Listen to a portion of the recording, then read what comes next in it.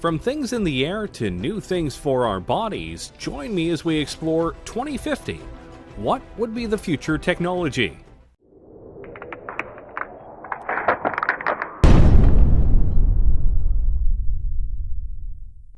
We are in the year 2020, and if we're being honest with ourselves, technology is incredibly advanced, and we're making strides that can push things even farther. We have cars that are much safer than they've been in the past decade, and we're even making fully electric cars that can help save the planet. There are even plans for self-driving cars and even self-driving Ubers that make the future of transportation very exciting. And that's just one technology that we're growing at a fast rate. What about all the others that are out there? What will technology be as we get closer and closer to 2050? Let's start with one that well and truly could happen very soon: drones. Wait a minute, drones are already here. And yes, they are. But more times than not, the drones you are seeing are small, piloted by people who are just trying to have some fun, or the ones that are used by the military right now for strikes and surveillance. All very fun, but in the future, drones could be an integral part of our daily lives. You've likely seen shows and people talk about how in a few years drones could be the new delivery services. Anything from pizza to Amazon packages and more. And honestly, that's very probable. Drones right now can be incredibly sophisticated, and some TV shows actually use them for sweeping and aerial shots as they film. It's very cool, but to do deliveries, they'd have to be a little bit more programmed, as human error no doubt would be a very big buzzkill. Not that it's impossible right now, it's more of a question of numbers, logistics, costs, and making sure that the deliveries themselves are done in a methodical and careful manner. After all, it's bad enough when delivery people don't care enough about our packages and they just throw them onto the porch and potentially break stuff. The last thing we need is that to happen with drones.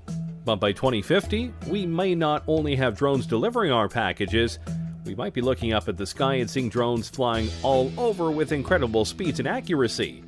And they potentially could be all run by AI. The potential is there, and by that point, various upgrades to drones and their programming will no doubt make them all the more efficient, durable, and quick. And potentially, they could go beyond basic deliveries for people and do emergency work. Imagine a drone taking a vital piece of medical material to a hospital to ensure it doesn't get stuck in traffic, or helping watch over an important convoy to let people know on the ground if there's trouble. There are many ways that drones could affect our world. The only question is, will we let them by 2050? Let's keep going with transportation, shall we? Right now, one of the biggest ways to get around the countries we live in are trains. Trains ferry people and all sorts of cargo around in an efficient and reliable manner, which is why they've been in use for hundreds of years. But if we're being honest here, while trains are efficient and reliable in certain ways, they aren't exactly fast, especially when it comes to passenger and freight trains. They can take a long time to get to their destination, and at times, it's more logical to take other modes of transportation, which is why companies are making special kinds of trains that can go much faster.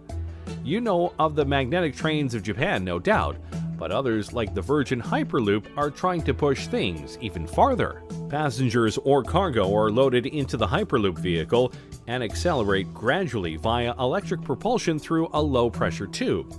The vehicle floats above the track using magnetic levitation and glides at airline speeds for long distances due to ultra-low aerodynamic drag. Science fiction? Hardly. In fact, the first vehicle of the Hyperloop has already been tested and proven, and some larger tests are being scheduled for the next few years. And if this works, traveling across the country will be much faster. How much faster? The Hyperloop aims to send people shooting across the tubes that they make at a rate of about 600 miles per hour. Which means if they were able to do this across the entire United States from east to west, or vice versa, you could travel across the whole country in about 5 hours, give or take. Considering it would take much longer for a regular train ride or car ride, that's a big improvement. And they're planning to do this with not just people but cargo. Imagine being able to ship something in the morning on the west coast to the east coast and know it will get there before the day ends. That is quite impressive. Plus, the tubes would be built underground as to not disturb wildlife, and they will go and make it in a way where there are no carbon emissions. So they're fast, they're reliable, and they won't harm the planet. Seems like a win all around. Of course, you do have to wonder what it would be like to be on a 600-mile-per-hour train thing, but hey, we'll just find out soon. And by 2050, this could be one of the main modes of transportation around the world. Before we show off even more technologies we could have by 2050, be sure to like the video and subscribe to the channel. That way you don't miss any of our weekly videos. Okay, we've had some fun ones, but now let's go deeper down the rabbit hole and talk about the ones we all fear. AI. Yep, artificial intelligence. And no matter what way you look at it, people are seriously trying to make it happen, and make it happen soon. AIs are literally everywhere, including in your cars, and in your homes via devices like Alexa, which are indeed forms of AI. And there are things like Watson that is so smart that it could beat two Jeopardy legends. So by 2050, AI could be so advanced that our cultures, our world, could literally be run by them in a logistical and computing sense, or in a Terminator humans are obsolete sense. And believe it or not, we're closer to that than you might think. Google's DeepMind isn't there yet, but really I'm sure they'll probably discover those things along the way. And by 2020, it's possible their computer could be superhuman and could be conscious. Pearson has said. That could be the beginning of the end, really. Is Judgment Day inevitable? Maybe, maybe not. It just depends on how far we go with AI and how much we're able to control it, or if we can't fully control it once they reach certain levels of intelligence. Of course, for all of our worries about AI, there is a chance it could be all fine. Imagine if the lighter side